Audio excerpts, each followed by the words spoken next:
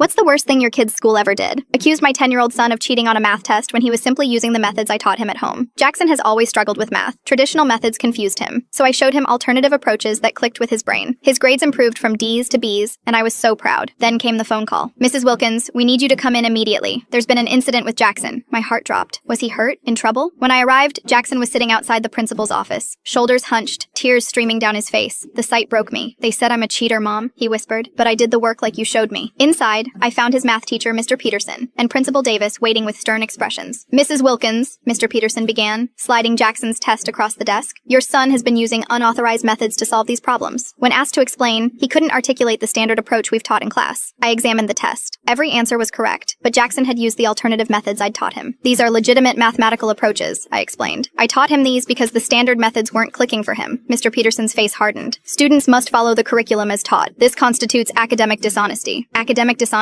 My voice rose. "He got the correct answers using valid mathematical principles." Principal Davis interjected. "Mrs. Wilkins, we have standards to maintain. Jackson will receive a 0 on this test and detention for cheating." I felt heat rising in my chest. My son worked harder than anyone to understand this material. He's being punished for thinking differently? "Rules are rules," Mr. Peterson said dismissively. That night, Jackson couldn't sleep. "Mom, am I stupid because I can't learn like everyone else?" His question shattered me. I stayed up researching mathematical pedagogy and educational rights, then drafted an email to the school board with attached research papers on diverse learning methods. I also reached out to Dr. Eleanor Hayes, a mathematics education specialist at the local university. After reviewing Jackson's work, she wrote a detailed analysis confirming his methods were mathematically sound and represented advanced understanding. 3 days later, we had another meeting. This time, I brought Dr. Hayes and copies of the state education code that explicitly supported diverse problem-solving approaches. "Jackson didn't cheat," I stated firmly. "He demonstrated mathematical understanding in a way that works for his brain. Punishing creativity and alternative thinking goes against everything education should stand for." Dr. Hayes presented her analysis, highlighting how Jackson's methods actually showed deeper comprehension than rote memorization. The principal shifted uncomfortably. Perhaps we acted hastily. They reversed the cheating accusation and removed it from Jackson's record, but the damage was done. My son, who had finally found confidence in math, now second-guessed himself constantly. It took months of rebuilding before he trusted his mathematical instincts again. We eventually transferred him to a school with a progressive approach to learning differences.